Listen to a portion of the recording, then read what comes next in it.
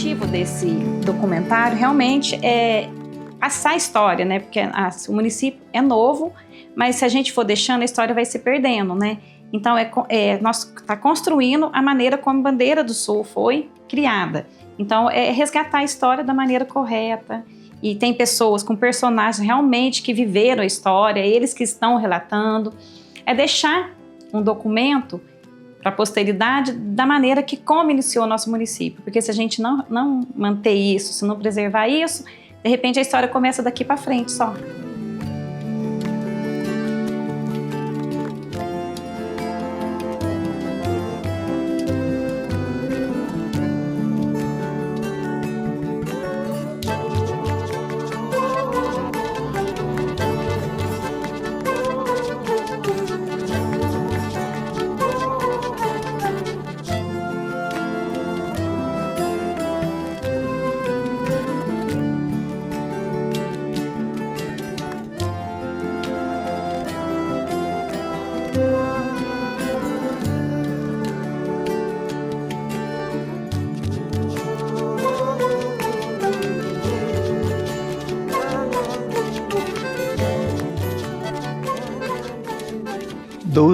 De agosto de 1942. Chegamos aqui, Bandeira do Sul. Meu pai, eu tinha 5 anos apenas. Meu pai chegou aqui para bater tijolo, tijolinho comum, certo? E por aí foi trabalhando. Veio ser empregado nessa cerâmica aqui. Então, Bandeira do Sul, o povo veio para cá para bater tijolo. Ninguém veio para ser industrial, para ser formar café e gado, não, vieram bater tijolo. Porque aqui a região nossa aqui tinha terra argila, nós chamava de terra de tijolo, fazia os tijolinhos. Aí surgiu essa cerâmica aqui, do senhor Arlindo Gonçalves Dias, veio lá do município de Caldas, montou uma cerâmicazinha aqui. Então, Bandeira do Sul, inclusive, era conhecido em Poços de Caldas, né, como Tijolândia, porque devia ter mais ou menos, eu acho que uns 40 olarias, e no começo teve 2 cerâmicas, né? Que era uma do meu sogro e a outra que era do meu cunhado. O primeiro proprietário dessa, uma chamava Santa Isabel e a outra Santa Terezinha, que é o nome da rua que é a saída de Bandeiras, a Bandeira do Sul. Eu falo que a minha história tudo começou com uma vontade, um desejo de ajudar o próximo. Eu vim de uma cidade maior, né, para Pouso Alegre, e vim para Bandeira do Sul, uma cidade pequenininha, onde as meninas trabalhavam como ajudante nas olarias, na cerâmica, puxando carrinho, batendo tijolo. Mas até então eu não pensava como que eu poderia ajudar elas. Então eu falo que eu rezei muito, pedia muito a Deus, fazia muitas orações. E foi até que um dia meu marido vendeu a cerâmica. E eu comecei aqui dentro da minha casa a vender os tecidos. Já ali eu fui chamando uma pessoa para me ajudar. Veio sempre que eu não dava conta de costurar sozinha. Eu vendia o tecido e já entregava pronto. As camisas, calça, até roupa de roça que eu construí. E nisso os meninos ficavam com vergonha de entrar aqui dentro da minha casa. Aí uma pessoa falou para mim, por que você não põe ali fora? Que a gente vem, né? A gente fica com vergonha de passar aqui, passava dentro da minha cozinha, era no quartinho do fundo. E ali eu já arrumei mais uma funcionária. E comecei tudo assim, tudo improvisado. Tirei meu sofá da sala, montei uma lojinha, pus as máquinas de costura, com uma máquina eu comprei outra. Aí já não cabia mais na sala, eu passei por minha casinha de fundo. Nessa casinha de fundo, as primeiras funcionárias minhas lá da casinha era Divina, Margarida. E assim foi indo as meninas que eu podia ensinar, porque ninguém sabia enfiar uma agulha. A senhora que ensinava tudo. E nós fomos rezando, toda madrugada a gente rezava também, viu? Porque isso aí foi obra de Deus também junto. E nisso, meu marido falou que não tinha condições de ficar lá no fundo, né? Nós costurando daquele jeito, tudo apertadinho. Falou que ia construir para mim aquele lado. E construiu, e ali comecei. compra uma máquina, compra 2, compra 3. Até que a gente tinha um terreno em Poços de Caldas e falou assim, não, vamos vender esse terreno e aplicar em máquinas. Aí comprei até uma fábrica que estava parada em Poços de Caldas e trouxe para Bandeira. E assim eu comecei a realizar meu sonho, que era ensinar bastante meninas a costurar, a cortar. E eu devo muita obrigação a muitas que ali formaram, com o trabalhinho da fábrica. Eu comecei, um senhor veio e falou, por que você não vende no atacado? Porque então eu costurava só para Bandeira, né, para pessoas aqui. Aí eu falei, o que é isso? Eu nem sabia o que era vender no atacado. E ele falou assim, eu levo um mostruário dessas roupinhas lindas que você está fazendo aí e depois a senhora faz em quantidade grande. E foi assim o começo de tudo isso que está aqui hoje. Ele começou a vender, o primeiro freguês meu foi em Mococa. Vendeu tanto que eu não tinha condições financeiramente de comprar os tecidos para fabricar.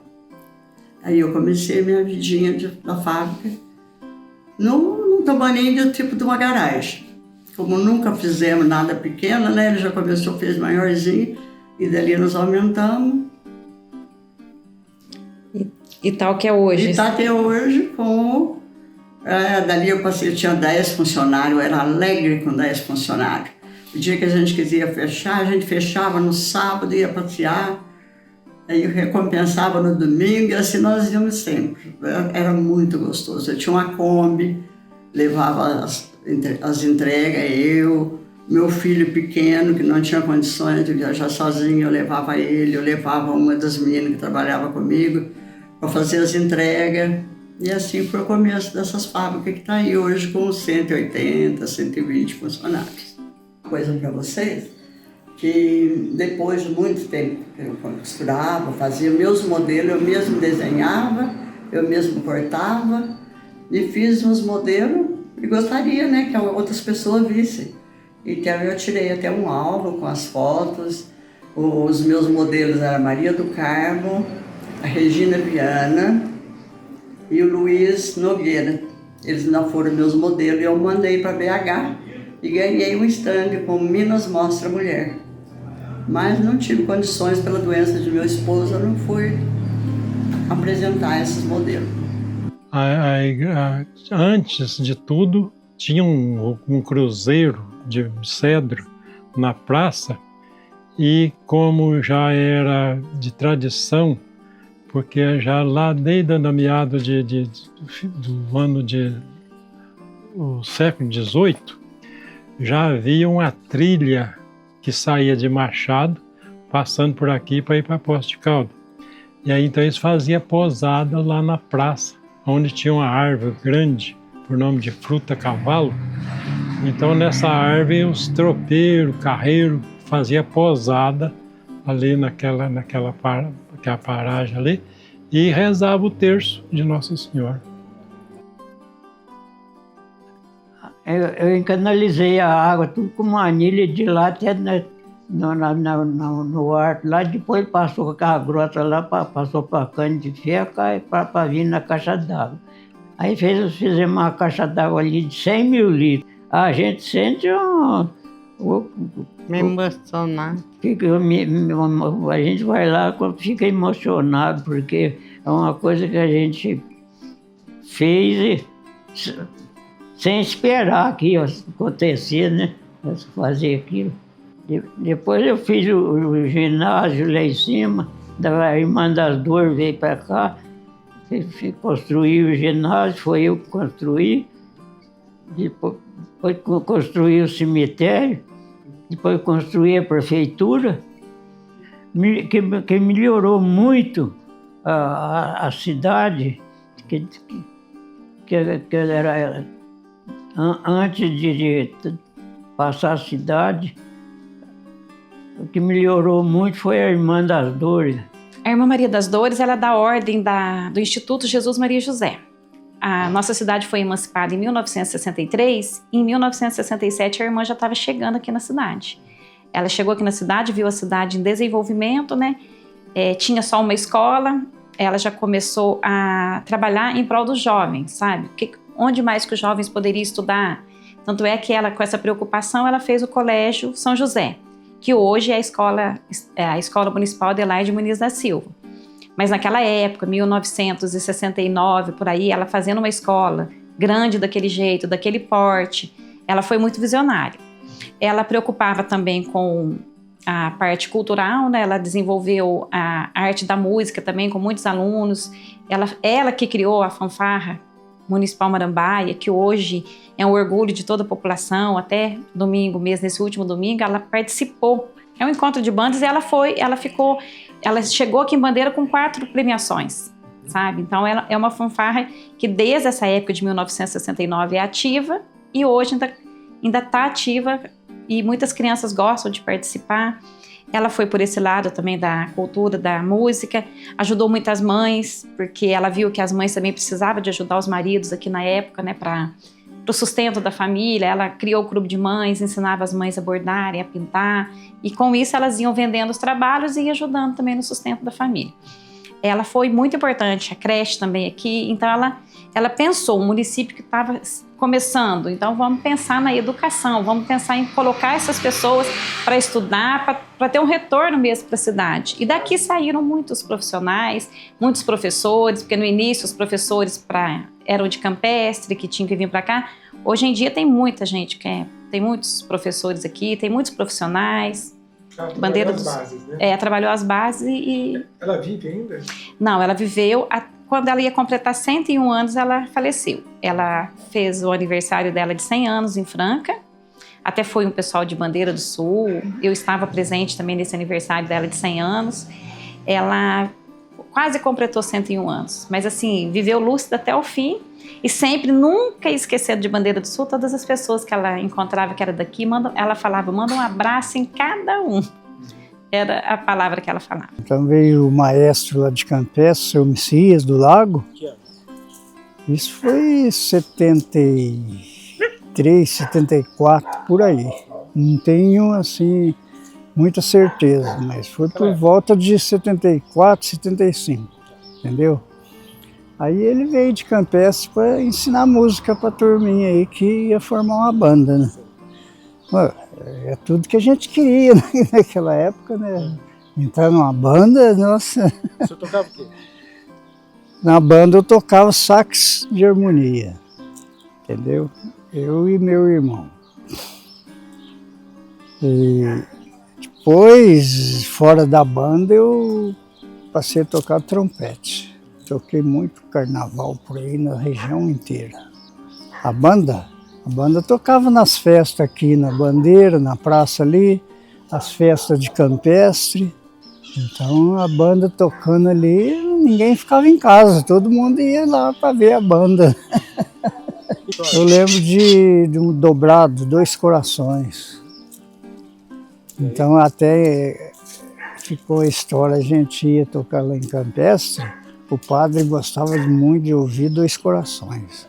Então ele chegava e falava, banda, Dois Corações, aí tinha que tocar Dois Corações para ele. Assim, a procissão da enxada já é uma outra história linda. Veio uns missionários capuchinhos, franciscanos do Maranhão, isso já foi lá nos anos 57. E então teve 9 dias da procissão e tal. Saía às 5 horas da manhã, batia o sino e saía para andar na cidade. Então a cidade naquele tempo era muito a Bandeira, município de Campestre, e então a gente passeava com a procissão. E tem também uma história de uma cabrita que aqui na rua Salvador Flores, um homem por nome José Augusto era dono dessa cabrita e ela tinha 2 filhotinhos. Então, na medida que batia o sino lá para iniciar as novenas, a cabrita saía quietinha assim e ia, chegava lá e ficava na frente lá. E aí então arrumava uma vela, uma cruzinha assim, para andar nas ruas com a procissão, e a cabrita acompanhava humildemente na frente. Desculpa que eu só me emociono. Então, rodava. Aí terminava, aí voltava na porta da igreja, aí o padre fazia homilias, as coisas e tudo mais, aí terminava, a cabrita humildemente e voltava para casa. Todo dia aconteceu isso. Então chamou atenção. Então é uma história que me mesmo, desde meu nascimento até propriamente o dia de hoje. Em português existem 3 edições. São as mesmas histórias, mas é sempre uma edição corrigida. A primeira edição foi "O Amor Maior Venceu". Para a Bandeira do Sul inteira, que não sai da minha cabeça. Eu fiz aliás, uma decisão completamente errada de voltar à Bélgica. Eu devia ter ficado lá, mas agora é tarde demais. Depois da manhã faço no fim. Essa igreja aqui, quando meu pai mudou para cá, nós morávamos na roça, lá na Roseira. Meu pai tocava olaria. Quando nós morávamos ainda lá na roça, eles fizeram essa igreja aqui. O povo aqui, e quando nós mudamos para cá, já tinha essa igreja. Então, eu estou aqui no meio dessas meninas aqui, ó, mas só que eu era menor do que essas. Eu fazia doce para vender, punha doce nessas vendas, nesses barzinhos, nessas vendas, tudo eu punha doce. Fazia, porque naquele tempo tinha um carro que chamava Confiança e vendia doce. Então os doces que eu fazia maior, cortava maior, vendia mais do que os doces da Confiança. Eu acho que aqui é um lugar bom para viver. É um lugar muito bom, porque muita coisa ruim que tem em outros lugares, aqui não tem. Aqui é um lugar muito bom, um lugar de muita amizade, as pessoas são consideradas. Então, tudo começou com meu avô, né, Manuel Borges da Silva, que eles moravam em Campestre, a família Borges. E aí ele conseguiu estudar 3 dos filhos dele, 2 farmacêuticos em Alfenas também, onde ele se formou. E meu pai não tinha espaço para ele, porque ele era o 3º, aí ele veio para Bandeira do Sul no dia 12 de janeiro de 57. E a princípio eu tinha fechado a única farmácia que tinha aqui, que era de um prático amigo da gente, do Soradão. E aí papai colocou a farmácia até a princípio na casa paroquial. A minha mãe, ela ajudou muito na igreja aqui de Bandeira, né? Ela cantava na igreja, nas missas tradicionais, e ela cantava em casamentos. Só que ela não cantava assim, cobrando, né? Todo mundo convidava ela, o que ela era muito a parceira da Cidinho, Zé Roberto. Eles cantavam juntos. Ela sempre cantou em casamentos. Aí depois, numa época, meu irmão começou a carregá-la para cantar em tudo quanto é casamento. Aí eles cantavam até aquela música Nossa Senhora, do Roberto Carlos, juntos, que eu não posso nem ouvir, de tão lindo que eram os 2 cantando. E eles se foram juntos. Marambaia, simplesmente era o nome que te dava aquela escassa gente que teu solo habitava, até que um dia, porém, alma nobre, generosa, pensou fazer-te também uma vila numerosa. E Mercedes, Juca, Bandeira, tu te viste transformada, surgiste então dessa maneira, minha terra adorada. Aí tem uma sequência grande que eu, particularmente agora, não tô lembrando, mas essa é a parte principal. Aí fala no final, a nossa bandeira do Sul, porque ela era marambaia antes, né? E agora Bandeira do Sul a partir de 1963, né? Ela é um pouquinho mais velha que eu.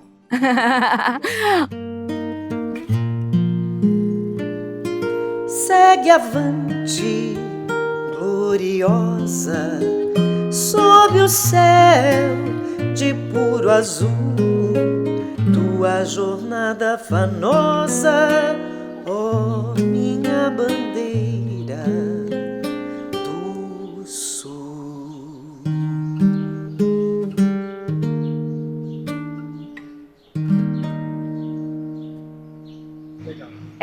Meu irmão, ele adorava música, né? Ele cantava, ele tocava muito bem. Inclusive, um dos filhos dele herdou dele, toca também. E ele gostava muito disso, sabe? Ele fez aqui um festival, acho que fez 3 festivais aqui na igreja para ajudar as entidades filantropicamente. E ele também foi muito importante também como bioquímico, mas ele queria ser médico porque ele tinha o dom, né? Então ele dedicou muita vida dele ao posto de saúde, né? E, no entanto, que o posto de saúde leva o nome dele, Dr. Edson Luiz do Lago Silva. Porque a maior parte dos empregos de bandeira são feitos por mulheres. E teve também, como eu acabei de dizer, que o meu sogro foi o primeiro prefeito e a minha esposa também foi prefeita de bandeira, certo? Uns anos depois. E a minha mãe foi a primeira professora estadual, certo? O nome dela? Ana Muniz da Costa, que também é descendente dos Muniz de Campestre, certo? Que era o meu avô João Botelho Muniz também, que ajudou a emancipar bandeira ali. Ele foi, se não me engano, a 3ª casa construída no alinhamento de Bandeira do Sul. O caso é o seguinte, na realidade, Bandeira foi fundada, passou o nome por José Bandeira de Carvalho, mas que começou, né, como o primeiro nome até, não foi Bandeira do Sul, era Marambaia. Depois foi criando para a Vila Bandeira, que pertencia, no caso, à comarca de Campestre. E depois, em 63, né, Regina, que foi por várias pessoas juntas, inclusive um deles de Campestre, o Sr. Neves Ramos Nogueira, juntaram e se emancipou Bandeira do Sul, certo? E aí já transformou-se Bandeira do Sul pelo sobrenome de José Bandeira, né, de Carvalho, que era o meu avô, pai do seu 4º filho, que era o meu pai, Francisco Ferreira da Costa. Eu amo demais. É uma cidadezinha, né, uma cidade pequenininha, tudo, mas que eu gosto demais da conta. Uma cidade bonitinha que eu gosto demais da conta, pequenininha, mas do coração. Marambaia, simplesmente era o nome que te dava aquela escassa gente que teu solo habitava. Até que um dia, porém, alma nobre, generosa, pensou fazer-te também uma vila numerosa. E Mercedes Juca Bandeira, tu te viste transformada, surgiste então dessa maneira, minha terra adorada.